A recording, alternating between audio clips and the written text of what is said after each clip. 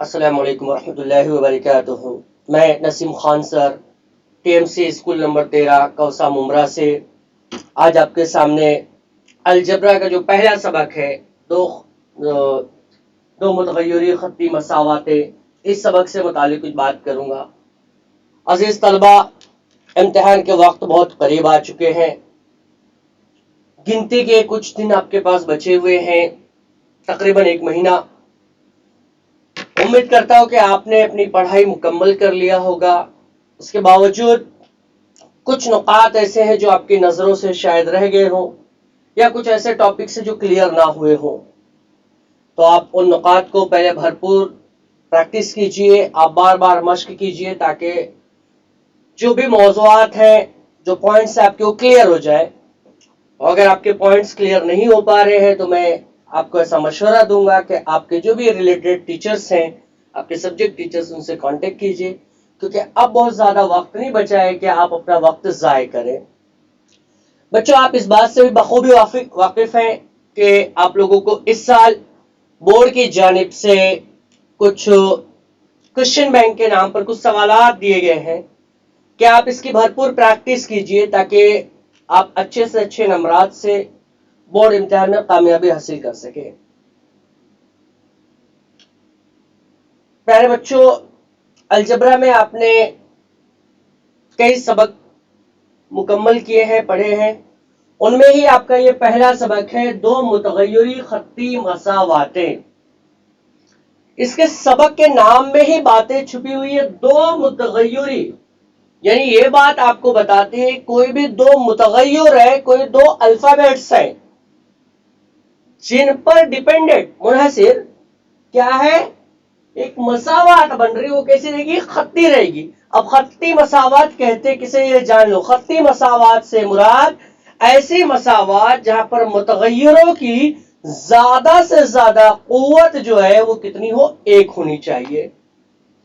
تو دو متغیری خطی مساوات کیسے پہچانو گے؟ آپ کو ایسے سمجھ میں آ جائے گا کہ کوئی ایک مساوات دی جائے گی جس میں دو متغیر ہوں گے، یعنی دو الفابیٹ ہوں گے، چاہے وہ اے بی ہو جائے، چاہے ایکس وائی ہو جائے، چاہے پی کیو ہو جائے، یا کوئی بھی الفابیٹ آ جائے 26 میں سے، اور ہر ایک متغیر کی جو قوت ہوگی وہ کتنی ہوگی؟ 1 ہوگی، زیادہ سے زیادہ 1۔ اب آپ کو یہ بات بہت اچھے سے پتا ہے کہ جب قوت 1 ہوتی ہے تو لکھی نہیں جاتی ہے، صرف سمجھنا رہتا ہے آپ کو کہ یہاں قوت 1 ہے۔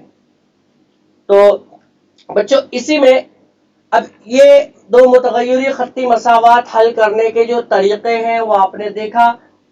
ایک تو وہ ہے کہ متغیروں کو ایک جیسا بتا کر مساواتوں کی جمع یا تفریق کر کے آپ کسی ایک متغیر کی قیمت معلوم کر لیجئے، بعد میں اس قیمت کو کسی مساوات میں رکھ کر دوسرے متغیر کی قیمت معلوم کر لیجئے۔ ایک طریقہ تو یہ ہو گیا۔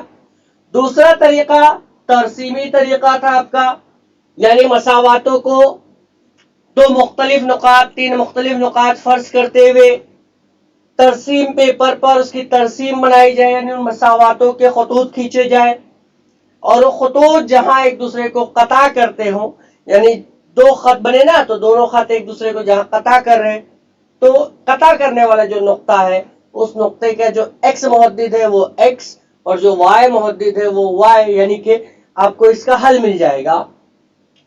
تیسرا طریقہ جو ہے مربع قالب کا طریقہ، ڈٹرمننٹ۔ آگے جب آپ 10ویں کے آگے جاؤ گے تو مربع قالب یعنی کہ ڈٹرمننٹ نام سے ایک علیحدہ سبق ملے گا آپ کو میتھس میں، صرف اس ایک ٹاپک پر۔ کون سا؟ ڈٹرمننٹ، مربع قالب۔ تو آج کے لیکچر میں اسی ایک ٹاپک کو، یعنی ڈٹرمننٹ جو ہے مربع قالب، اسی کو آپ کو سمجھانے کی کوشش کروں گا۔ تو عزیز بچوں، پہلی بات تو یہ میں بتا دوں آپ کو، مربع قالب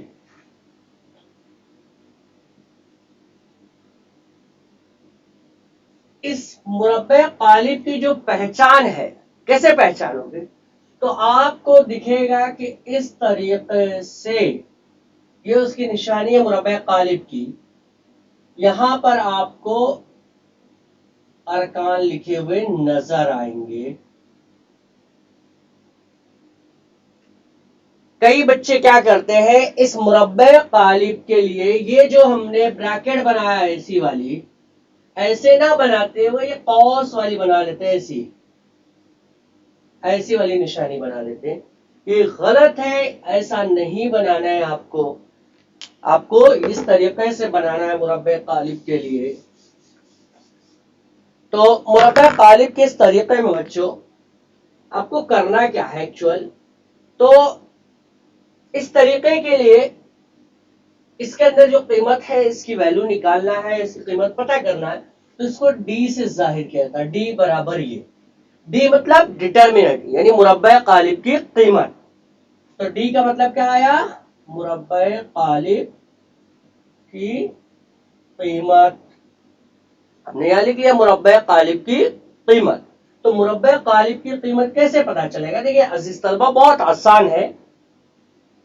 یہ جو ارکان ہوتے ہیں یہ پہلا رکن اس چوتھے رکن سے ضرب کرے گا، یعنی آپ لکھو گے یہاں پر کہ A1 ضرب B2، یہ والا اس کے ساتھ ہوگا ایسے ضرب، ٹھیک ہے. A1 ضرب B2 نفی. اب دوسرا والا جو بچ گیا ہے B1 ضرب A2، یعنی آپ ایسے بھی لکھ سکتے ہو A2 ضرب B1. تو بس اس کی جو قیمت آئے گی حل کر کے وہی آپ کا مربع قالب کا قیمت ہوگا. تو اس کا ایکچوئل جو ریزلٹ ہے اس کو ہم ذرا سا پتا کرنے کی کوشش کرتے ہیں، کچھ سوالات لیتے ہیں اور حل کرتے ہیں کہ کیسے اس کے جوابات ہمیں حاصل ہوں گے. تو پیارے بچوں میں آپ کو پہلے تو جو آپ کی خطی مساوات ہوتی ہے اس خطی مساوات کی جو عام صورت بن سکتی ہے، یعنی جو آپ کا مساوات رہے گا اس کی معیاری صورت کیا ہوگی؟ تو خطی مساوات کی معیاری صورت یعنی اسٹینڈرڈ فارم آف دی کیا ہے ہمارے پاس یہ لینئر ایکویشن. تو ٹھیک ہے، خطی مساوات کی معیاری صورت کیا ہوگی؟ تو یہ ہوگا ax1 جمع b y1 برابر c1. اب 1 اس لیے کیونکہ پہلی مساوات میں لکھ رہا ہوں، اگر مساوات نمبر نہیں چاہیے مجھے تو یہ 1 ہٹ گیا، یعنی ax plus by equal to c. یہ آپ کی خطی مساوات کی معیاری صورت ہے، یعنی جو بھی سوال آپ کو دیا جائے گا وہ سوال اس فارمیٹ میں ہوگا، اس صورت میں آپ کو خطی مساوات چاہیے. اگر نہیں ہے تو اس کو اس صورت میں پہلے آپ کو لانا پڑے گا. سمجھ میں آ رہی بات؟ تو عزیز بچوں میں نے جو یہ ٹاپک آپ کو کہا مربع قالب، یہ آپ کی مشق نمبر 1.3 یعنی 1.3 کے اندر یہ مشق ہے آپ کی، اور اسی کو میں یہاں پر آپ کے سامنے حل کروا رہا ہوں. تو چلیے جیسے کہ ہم نے یہاں پر اسٹینڈرڈ فارم دیکھ لیا، مربع قالب لکھتے کیسے یہ دیکھ لیا، اس کو حل کیسے کرتے ہیں وہ بھی دیکھ لیا. تو ہم یہاں پر وہ ایکسرسائز نمبر 1.3 جو ہے آپ کا مربع قالب کا طریقہ، اس طریقے کی طرف چلتے ہیں. تو بچوں آپ سے کہا گیا ہے کہ پہلا جو آپ کا سوال دیا گیا ہے یہاں پر سوال کچھ یوں ہے کہ مربع قالب کے یہاں پر 3 4 اور یہاں پر 2 5 اس طریقے سے دیا گیا ہے اور آپ کو کچھ عملی کام کرنے کے لیے کہا گیا ہے.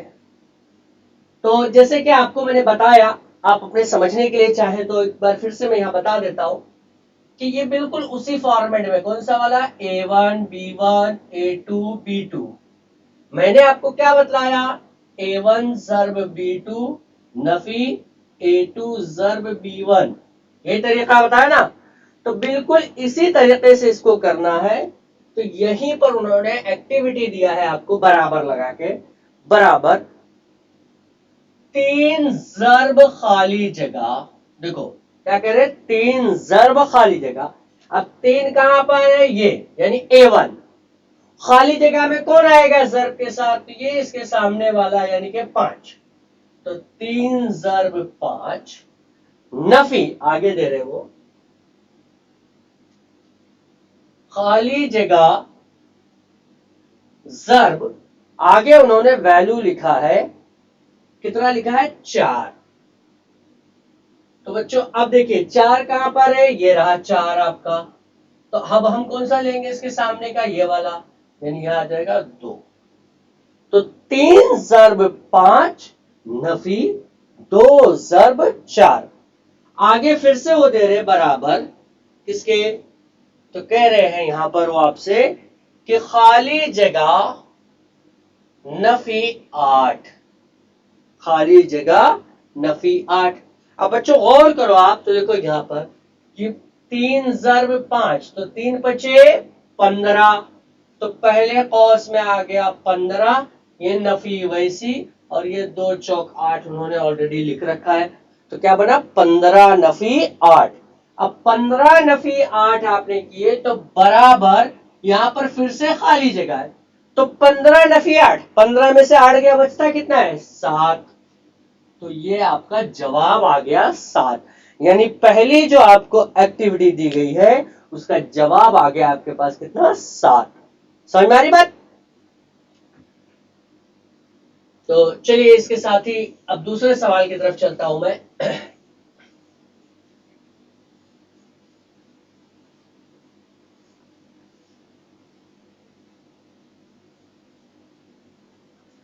दूसरा सवाल क्या कह रहा है कि दर्ज झेल मुरब्बे कालिब जो है उनकी कीमतें मालूम कीजिए। तो पहला सवाल आपको दे दिया है इन्होंने, नफी 1 7 2 4। सवाल नंबर 2 के अंदर पहला जो सवाल है वो दिया नफी 1, साथ में क्या दिया 7, यहां दिया 2, यहां है 4। आपसे क्या कह रहा है, मुरब्बे कालिब की कीमत मालूम कीजिए। तो अजीज बच्चों हल करते वक्त आप क्या करोगे, जो ज़ाब्ता मैंने आपको बताया A1 B1 A2 B2, इस फॉर्मेट को लिख लो। यहां पर बराबर होता क्या ये भी लिख लो, A1 ज़र्ब B2 Nafi B1 ज़र्ब A2, ये होता है। तो इसलिए ये चूंकि है तो इसीलिए क्या हो जाएगा, इसलिए नफी 1 कौमा ये 7 2 कौमा 4, इसकी कीमत कितनी हो जाएगी। तो सेम वही तरीका आप इख्तियार करोगे कि ये नफी 1 जो है इस 4 के साथ ज़र्ब करेगा। तो क्या लिखेंगे हम लोग, नफी 1 ज़र्ब 4, फिर ये ज़ाब्ते का नफी वैसी 7 ज़र्ब 2, नफी 1 ज़र्ब 4 नफी 7 ज़र्ब 2। अगली स्टेप पे अब ये क्या था आपका मुरब्बा कालिब, तो यहां लिख लो मुरब्बा कालिब की कीमत बराबर नफी 1 ज़र्ब 4। तो नफी को जब किसी मस्बत अदद के साथ आप ज़र्ब करते हो तो जवाब नफी में आता। तो 4 का 4, लेकिन नफी की अलामत इसलिए नफी 4, फिर ये नफी वैसी 7 दूनी 14। तो इसलिए अगले स्टेप में मुरब्बा कालिब की कीमत बराबर कितना होगा, नफी का 14 और नफी का 4, नफी नफी जमा, लेकिन अलामत कौन सी, नफी की। तो 14 और 4 18, लेकिन नफी की अलामत के साथ। तो आपका ये जवाब आपको मिल गया कि मुरब्बा कालिब की कीमत नफी 18 है। समझ में आई बात। अब इसके बाद दूसरा जो सवाल है इसी में, मतलब सवाल नंबर 2 के अंदर दूसरा सवाल है, तो उसकी तरफ चलते हैं हम लोग।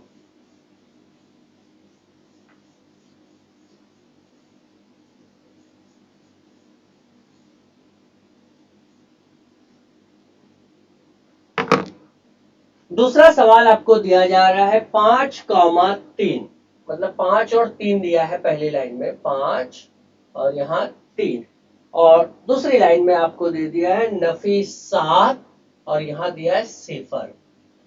इसकी भी कीमत मालूम करने के लिए कहा जा रहा है किसकी, मुरब्बा कालिब की। बच्चे ये बात याद रखो, उसने जब कभी भी आपसे कहा मुरब्बा कालिब की कीमत मालूम कीजिए तो आपको समझ जाना है कि ये तिरछी ज़र्ब करके दोनों की नफी करनी है। फिर से वही तरीका इख्तियार करेंगे हम लोग, हल लिखेंगे پہلے ہمارا جو ضابطہ ہے کون سا، A1 B1 A2 B2، اور ہم یہاں پر لکھ لیتے ہیں اسی کو کہ ہوتا کیا ہے، A1 ضرب B2 نفی B1 ضرب A2۔ اس لیے آپ کا جو سوال ہے اس کو لے لو، 5 3 نفی 7 0 برابر۔ سیم وہی طریقہ اختیار کر رہے ہیں ہم لوگ کہ اس پہلے والے رکن کو اس چوتھے رکن سے ضرب کر رہے ہیں ہم لوگ، یعنی کیا ہو جا رہا ہے، 5 ضرب 0 نفی 3 ضرب نفی کا 7۔ دیکھیے دو علامتیں ایک ساتھ آ گئی، ضرب کی آئی اور یہاں پر نفی کی ہے، تو جب دو علامتیں اکٹھا آتی ہے تو کسی ایک علامت کو قوس کے اندر لکھا جاتا ہے، تو میں نے قوس بند کر دیا۔ تو اس لیے کیا ہو جائے گا، مربع قالب کی قیمت جو ہے 5 ضرب 0، تو 5 سے 0 کو ضرب کر رہے ہو، جواب کیا آئے گا، 0۔ نفی نفی جمع 3 ستے 21، تو اس لیے مربع قالب کی قیمت جو ہے 21 جمع 0 یعنی کہ 21 مل گیا، یعنی اس مربع قالب کی جو قیمت ہے وہ کتنی ہے، 21 ہے۔ ٹھیک ہے بچوں، اس کے بعد کا جو تیسرا سوال ہے آپ کا، اس کی طرف چلتے ہیں ہم لوگ۔ یہ تو سمجھ میں آ گیا ہے نا، تو چلیے اب ہم تیسرے سوال کی طرف چلتے ہیں۔ تیسرا سوال ہم سے کیا کہتا ہے،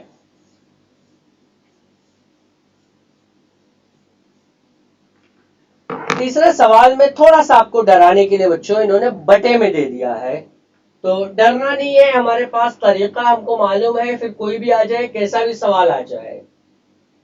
انہوں نے بٹے میں دیا 7/3 اور 5/3، 7/3 5/3، اور دوسرے والے ارکان کیا دیا، 3/2 اور یہ دیا 1/2۔ اس طریقے سے سوال کوئی بھی ہو، طریقہ ہمارا وہی ہوگا، ضابطہ ہمارا وہی ہے، تو گھبرانے کی ضرورت نہیں ہے۔ حل کرتے وقت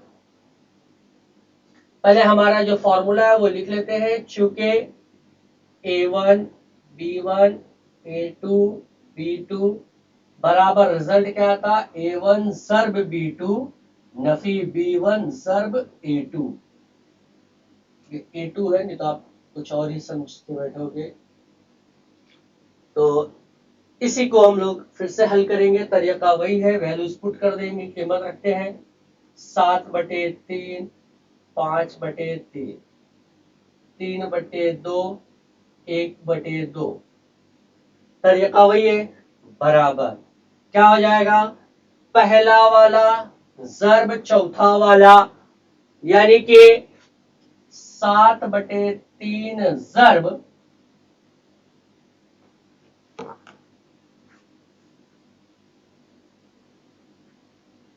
7/3 ضرب 1/2، پھر کون سا، دوسرا اور تیسرا، نفی 5/3 ضرب 3/2، قیمتیں لکھ لی ہم نے۔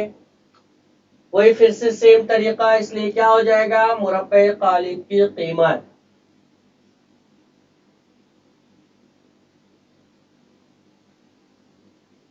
اس کو ڈی سے بھی ظاہر کیا جاتا ہے، کیپٹل ڈی، تو مربع قالب کی قیمت برابر کیا ہو جائے گا، دیکھو یہاں پر جب ضرب کر رہا تو کیسی ہوگی، خطی ضرب ہوگی، یعنی 7 ایکا 7 3 دونی 6 نفی 5 تیا 15/3 دونی 6۔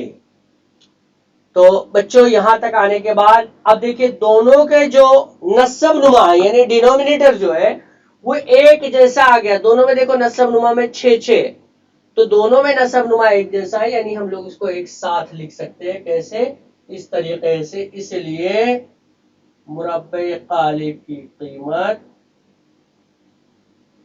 برابر، دیکھیے دونوں کا نصب نما ایک جیسا ہے تو اس کو ایک بار لکھ دیتا ہوں بٹے 6، اور اوپر کیا ہے 7 نفی 15۔ تو دیکھیے بچوں 7 में से 15 गया, बड़ा आदत कौन है 15, तो 7 में से 15 गया यानी बचा नफी का 8/6। अब ये अगर किसी पहाड़े से कट सकते हैं, तकसीम हो सकते हैं, तो उसे कर रहा है मैं। तो देखिए यहां पर क्या हो रहा है, 2 तिया 6, 2 चौक 8, यानी आपको फाइनल जवाब क्या मिल रहा है, नफी 4/3। यह आ गया आपका मुरब्बा कालिब की कीमत। ठीक है, तो देखिए बच्चों, सिर्फ डराने के लिए आपको इन्होंने बटे में दे दिया, कई बार आपको जजर में मिलेंगे, कई बार आपको अशारिया में मिलेंगे, देखिए आपको डरना या घबराना नहीं है। क्यों? क्योंकि आपके पास ये एक ज़ाब्ता है और इसी ज़ाब्ते की मदद से आपको हल करना है। तो उम्मीद करता हूं ये आपको समझ में आ गई होगी बात कि कैसे हल करना है मुरब्बा कालिब की कीमत मालूम करने के लिए। कई बार एक सवाल आता है इसमें कि मुरब्बा कालिब की कीमत आपको पहले से दे दिया जाता है और आपको यहां पर इन चारों में से किसी एक के जगह पर कोई मुतगय्यर दे दिया जाता है और आपसे कहा जाता है कि इस मुतगय्यर की कीमत मालूम करो। तो बच्चों, ऐसे सवाल में भी आपको घबराने की जरूरत नहीं रहेगी। वो ऐसे कि मैं आपको एक सवाल बता देता हूं, यहां पर उस तरीके का है नहीं आपके मश्क में, लेकिन मैं बता देता हूं ताकि आप घबराओ नहीं।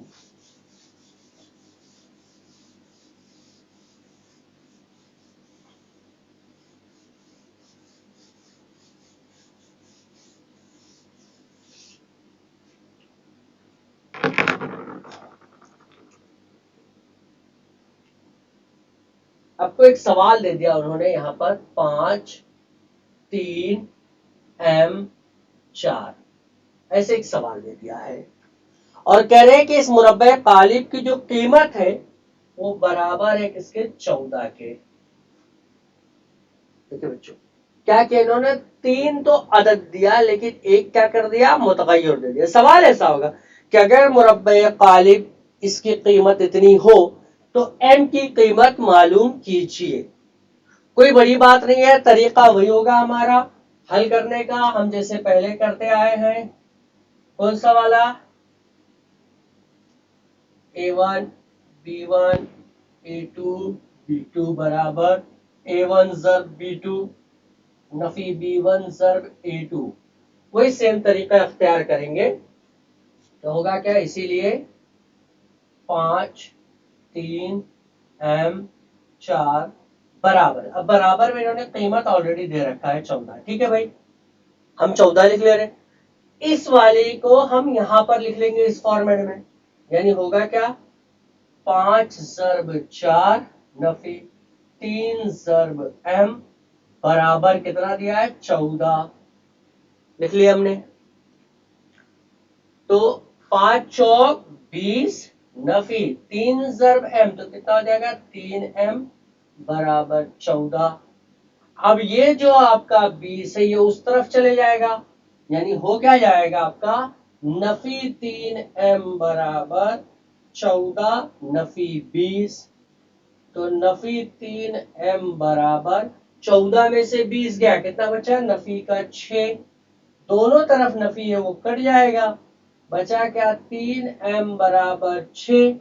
अब 3 जो यहां पर M के साथ ज़ब्त कर रहा है उस तरफ जाके तकसीम करेगा, तो M बराबर 6/3 यानी कि M बराबर 2।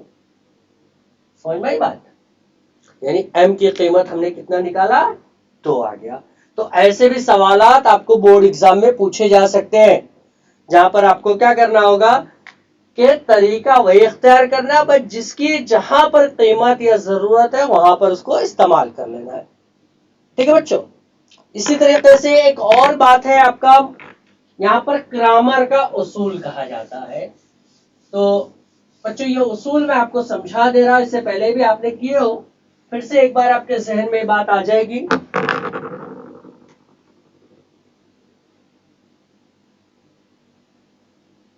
ग्रामर का उसूल, और इसकी पहचान ये होगी कि सवाल के वक्त आपसे कहा जाएगा कि ग्रामर के उसूल का इस्तेमाल करके इस सवाल को हल कीजिए। तो ग्रामर का उसूल क्या है, देखिए यहां पर 2 मसावातें आपको दी जाएंगी, मान लेते हैं हम लोग हमारी पहली मसावत है ax1 प्लस by1 बराबर c1 और दूसरी मसावत है ax2 प्लस by2 बराबर c2। तो ऐसे में क्रामर के उसूल के मुताबिक हम लिखेंगे सबसे पहले d। तो d बराबर होगा कौन सा, यहां पर हम लेंगे इसके लिए, मतलब ये 1 यहां पर है एक्चुअली 1 1 और ये यहां पर है, ठीक है।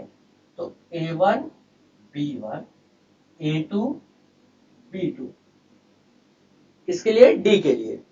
उसके बाद में दूसरा होगा हमारा dx। तो जब dx के लिए जाओगे तो ये जो पहली वाली रो लिए हो ना आपने a1 a2, इसके बदले क्या आ जाएगा c1 c2, यानी अब ये हो जाएगा c1 c2 और ये b1 b2 वैसे रहेगा, ये कीमत नहीं बदलेगी। और वैसे ही तीसरा आएगा आपका dy। तो dy के लिए जब जाओगे आप तो क्या हो जाएगा, अब ये b वाला बदल जाएगा, तो यहां आ जाएगा a1 a2 और यहां आ जाएगा c1 c2। तो d मालूम कर लिए, dx मालूम कर लिए, dy। अब उसके बाद में आपको मालूम क्या करना है, x की कीमत।